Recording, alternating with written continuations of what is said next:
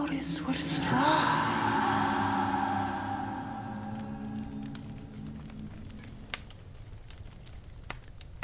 Welcome to another video by the Blue Tongues of Hell for some more Hilder Chronicles.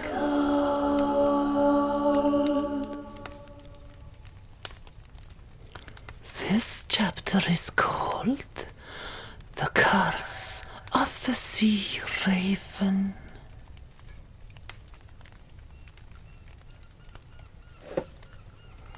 The sea of ice had thawed at last, and the Blade of Gold's surviving crew was finally able to set sail away from their volcanic prison. The Serpent Isles had perhaps been harsh at times, but Kyoko would fit in there like a fish takes to water. The Norsemen had become her new family, and she didn't feel one bit ready to leave. Many moons later, the sweet and tragic memories of Ormeyar were long gone. Winter had returned, and faces were still golden, but anxiety could be read on Asmund's scarred skin as the sea voyage was coming to an end. "Vanaheim!"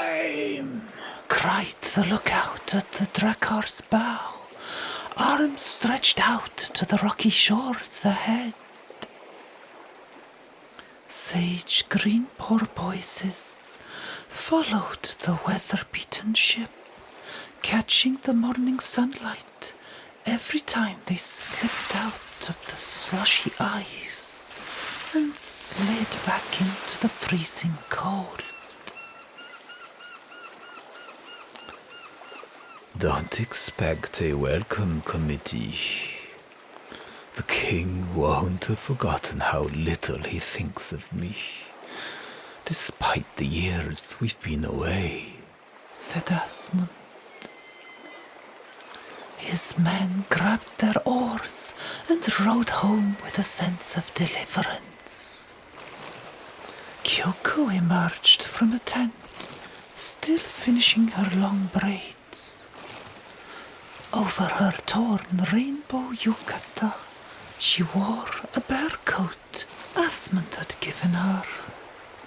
Kyoko had made a few modifications and added metallic green buttons from the few serpent eggs they had consumed during the hiatus on Ormeyar.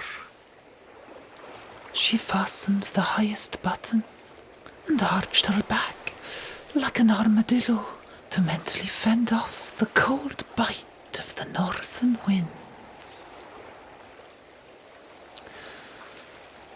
What will this land of great ash trees and fierce men really be like? Thought Kyoko. How could it be worse than the Jormungandr, the Nyashi, than my long-gone home?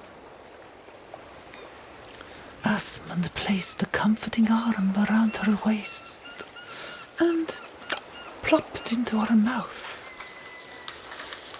one of their last fried sardines in dried seaweed that Kyoko had prepared days before. She leaned her head against his shoulder. Frosty hills, daunting slate cliffs, and tall pines welcomed the Blade of Gold into a narrow inlet, chosen to keep enemies fittingly at bay. Wooden piers were deserted and allowed the crew to easily berth. The royal vessels were probably away on another crusade. Thereby, Asmund could unload the light freight in peace, without a crowd of helping purloiners to pocket the few treasures they had found during their adventures. Despite it being more practical, the fact that nobody had bothered to show up was not very heartwarming after such a long time away from the land of Odin. Asmund felt a lump in his throat, but then grew concerned. We could have raided this realm like an arrow through an eye socket. Where are the sentries? Asmund laid the palm of his hand over the hilt of his sword and gave his surroundings a suspicious stare. "What is wrong?" asked Kyoko, who was now quite able to converse in Asmund's native tongue. Kyoko didn't mention the off-balancing motion sickness she was feeling. After such a long time at sea, the pier seemed to bob up and down. Asmund motioned her to be quiet and pointed to someone he had mistaken for a pile of seed bags crouched on the pier closer to the sandy beach. When Asmund called out to him, the man swiveled his head lethargically and tried to get up. When the young man finally got onto his 2 feet, Asmund was right beside him, ready to strike if necessary. Surtur? Is that you? Said Asmund, recognizing the blacksmith's son. Asmund? I thought you were dead. My head hurts, Asmund. I don't know what I'm doing here. You survived another lavish feast, I see. Or were you just trying to hide from your angry wife? I can't remember. My wife, she's dead. The war never ends. Prince Asmund, you abandoned us. You seem to have forgotten a lot, my old friend. I was on an expeditionary mission. A fruitful one. He gloated, winking at Kyoko. Is Vanaheim safe? Where is everyone? Surtur appeared lost in thought, mumbling gibberish to himself. All of a sudden, Kyoko cried out in shock. "Look!" A young man was floating face forwards in the icy cove. One of the crew members jumped aboard the drakkar and used a harpoon to drag the body towards the pier. When the man was lifted up onto the frosty red cedar planks and laid down on his back, everyone knew with certainty that he was long gone. The corpse's chest had been cracked open with an axe or by a large predator, and tiny asparagus green crabs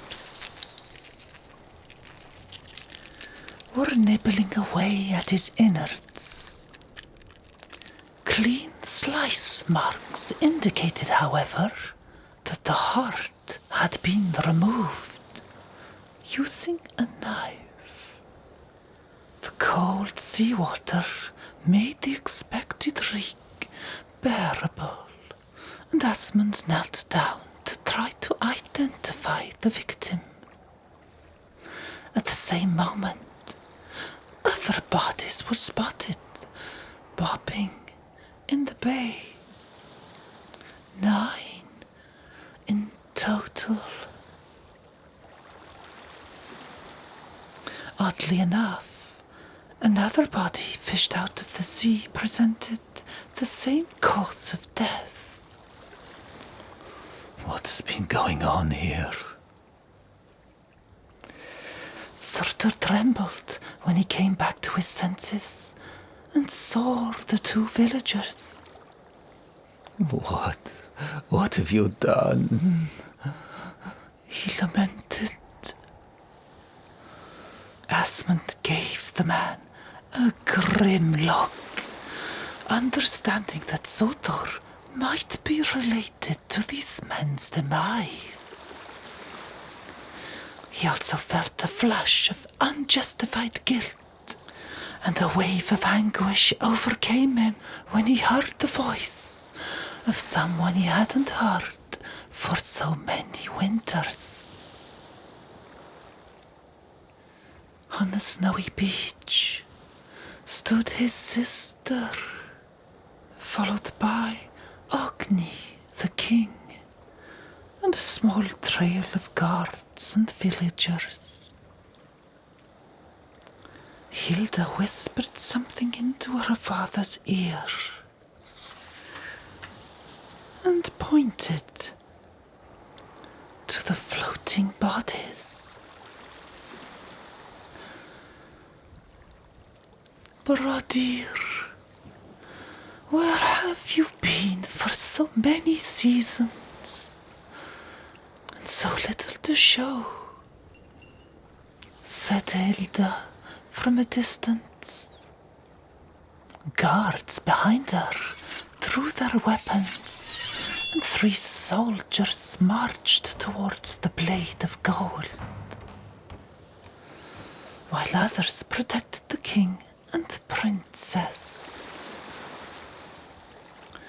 Hilda, how good it is to hear your voice.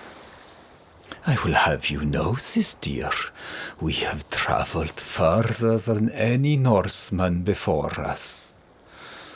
Much glory awaits us beyond the known lands of men, I can assure you, replied Asmund proudly. From where I'm standing, you let us rot while you had your fun, added King Ogni. Not even a falcon to warn us of your arrival. My peregrine was eaten. By a sea serpent, perhaps, suggested Hilda, observing the dead man beside her boots. She turned round and drank a few drops from her leather pouch. Asmund and the crew members shared a collective moment of perplexity when they were curiously reminded of the hateful Jormungandr. Asmund replied, Not a sea serpent, sister, no. We had to eat the peregrine for breakfast. So what evil curse have you brought home with you, boy? Said King Ogni warily, nodding to Kyoko, who hid behind the tall ship captain. Not an ill omen, Vadir. A blessing. Where the sun rises on the other side of the Ice Kingdom, cities with unusual customs are waiting to be pillaged and conquered.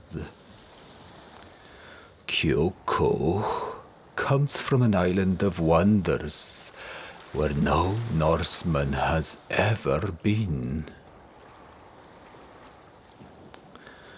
Nevertheless, my dear Brodir, the day you drop anchor in the sacred docks of your ancestors, 9 poor villagers succumb to mysterious deaths, said Hilda vindictively.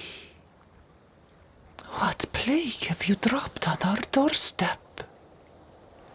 And where did you really find your ravenous witch?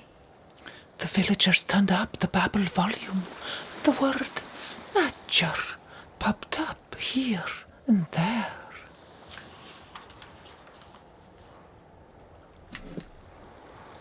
Dear sister, you have sharp eyes to know there were exactly 9 corpses floating in the bay. Kyoko has nothing to do with this. Besides, we found Surtur here when we arrived, and he was deeply tormented. Drunk stupid, you mean, replied Hilda. Why were there no coast guards to blow the horn when we sailed through the gully? Where are the archers? Asmund, you deserted Vanaheim and fled in the face of danger. Why worry now about our lack of coastal defenses? The war didn't cease because you decided to run away on a whim, said King Ogni. I did not run, my lord. I was forced into exile. Sent away on a cowardly mission you were eager to embark on when we needed you the most, interjected Hilda. Whatever the case, you have cast a shroud of misfortune by bringing this sorceress with you. Guards, seize that woman. Vadir, Kyoko is completely harmless. Ask Surtur what he was doing here. You are in no position to be giving orders, barked the king. Take the witch to Nebelwood Dungeon and bring these scoundrels to the castle for questioning. And burn the corpses, commanded Hilda. A proper burial, perhaps, my daughter? These men have names, weeping wives and children, and they deserve better. They have been cursed by the sea raven.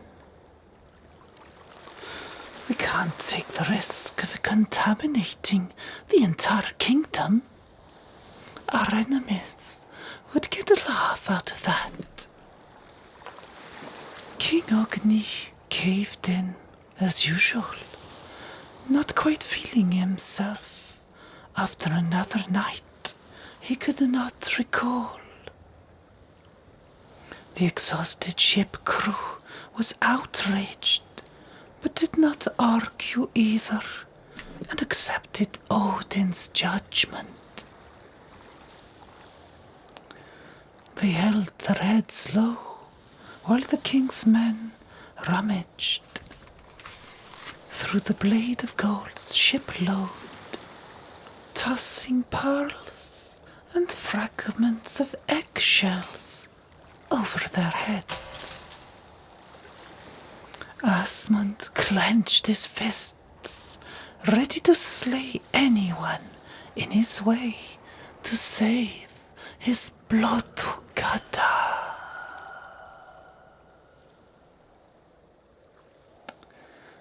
Hilda led the way through Vanaheim's center like a Pied Piper.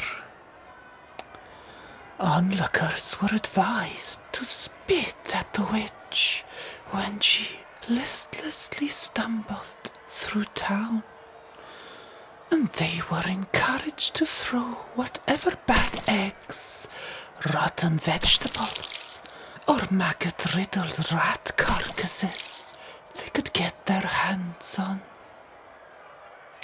For Kyoko, the memory of Otaru Nai and the Serpent Isles beginnings wouldn't taste so bitter now, to say the least, especially after wiping sheep feces, she hoped, out of her hair.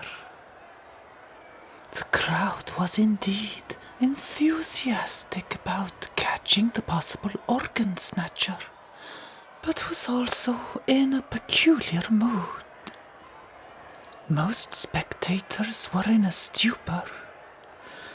They looked drugged by fermented fungi or stinking nightshade. Their eyes had trouble focusing on anything. Their expressions were the same as suitors, lost and weary, battling in their own blurry minds to catch a glimpse of clarity.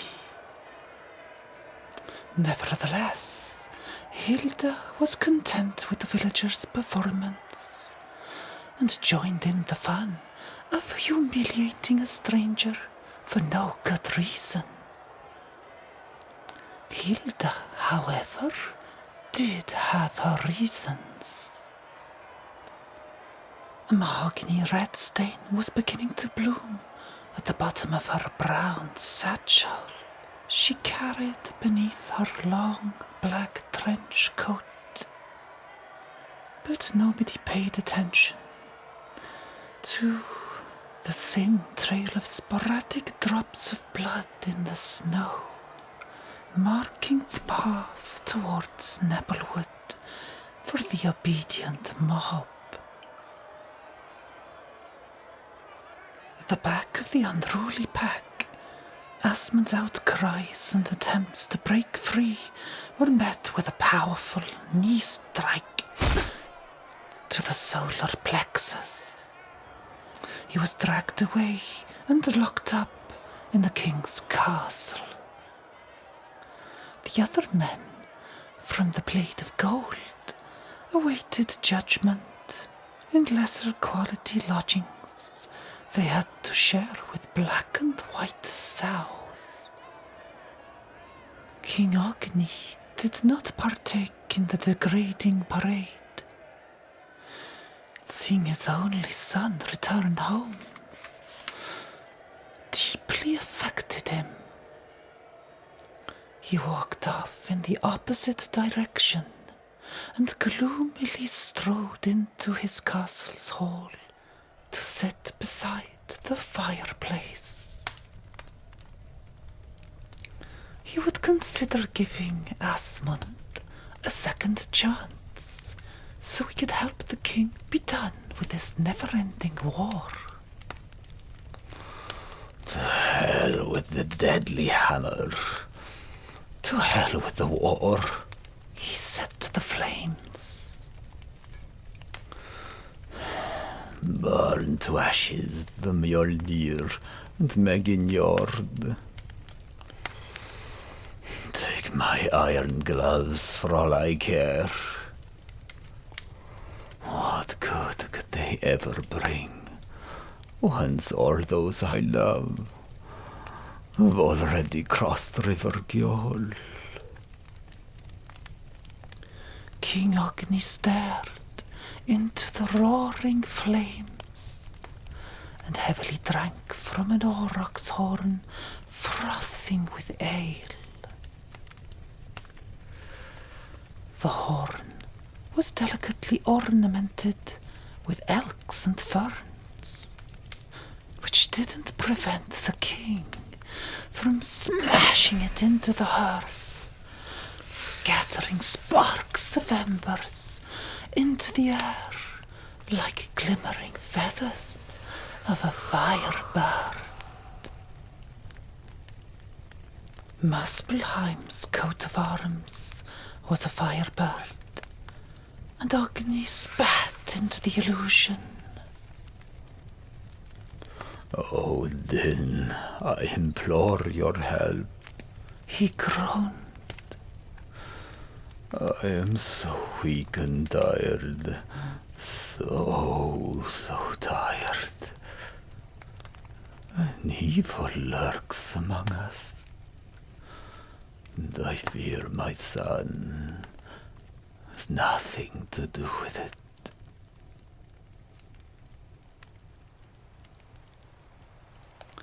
Near a large opening that led into Nebelwood, the excited crowd from Vanaheim came to a halt. Sinister sounds emanated from the dark woods. Faint whispers of childish voices blended in with the lingering beech leaves rustle. Foxes yelped and owls screeched. Weird moaning and the croaks of unknown creatures sobered up the villagers in no time. The drugs they had surely been given wore off as they wandered back home. Hilda remained with a handful of guards. She promised them they would not be flayed alive if they followed her orders, and locked the prisoner up in the Nebelwood dungeon. They weren't happy about entering the forest, but they did as she commanded. Hilda recognized the patter of tentative steps above her head, passing through the dense network of pale ash branches. Her imagination had a pretty clear idea of what was following them, but she raised that unpleasant thought to focus on what had happened earlier in the docks. Any tightly knitted tactic could fall apart if one unpredictable thread got caught unexpectedly in a random thorn bush. Hilda was about to solve the organ snatcher crimes, and Asmund had ruined everything.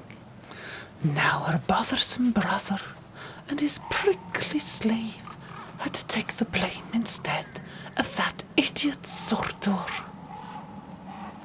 "I'll take care of you later," she said out loud.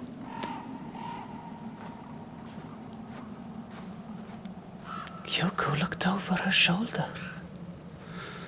Hilda's knitted eyebrows and fixed gaze suggested she was talking to herself. The princess went out of focus, and a hazy silhouette abruptly passed through her, which startled Kyoko enough to make her trip on an oak root. Picking herself up, Kyoko thought it must have been a misty breeze, but her eyes told her a different story. A grim guard with one ear bellowed at her to get up. Her fingers were frozen in the frosty leaves. Why didn't anyone else see the lightly clothed woman staggering ahead of them? Were ghosts a common sight in this part of the world? The woman's clothing was lighter than she thought, as the mist around her vanished to unveil arrow wounds on her bare back. One arrow shaft had been snapped off between her ribs, and the lower one, that was wedged in a hip bone, still wobbled around with its crow feather fletching, dripping blood. The ghost's bloody footprints in the snow shocked none of the Norsemen, or Hilda, who kept trudging along. Kyoko watched the wounded woman laboriously run forwards, desperately searching for someone or something, with hasty looks over her shoulders. More yelps and howling built up in the shadows, and the naked ghost disappeared over a dip in the forest path. The disturbing sounds stopped when they all arrived at the bottom of the slope. The frightened woman was gone, and before them stood a snowy hillock covered in moss, tall pines and large rocks. In a seal grey wall of slate, a small gated doorway had been carved out. Through the gate was a dark grotto, hidden right under the hillock.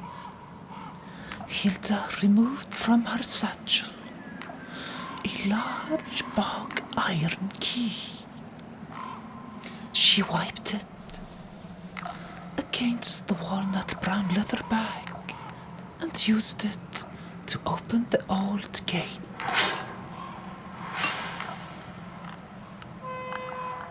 A few snakes hissed and slithered to safety, while a blur of other furry creatures scampered through her legs into the forest. Ivy and rotten leaves had invaded the interior too. Hilda nodded, and one of the guards cut the rope around Kyoko's wrists and pushed her to the floor inside. Hilda took an unlit torch from her belt and threw it into the cell.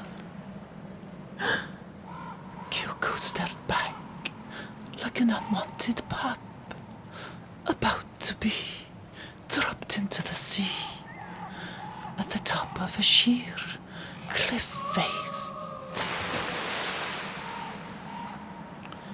Use that if you can, Hilda said, and clanged the gate shut, scraping the key anti-clockwise in the rusty keyhole. It's been a pleasure. Kyoko shivered at the thought of what was living at the back of her dark cell. A freezing wind disrupted the trees growing over the hillock. A snowy owl fluttered away. She was all alone, cold, miserable, and fed up with people. Is life just endless torture? Does it get any worse? She curled up into a ball and wrapped Asmund's bare coat around her as tightly as she could, trying to feel the emerald eggshell buttons between her numb fingers. Insects crawled all over her, and a slow worm stroked her thighs. But she didn't care. I hope this land of the brave sinks into the sea with everyone in it. She closed her eyes and hoped the bone-cracking cold would take her in her sleep.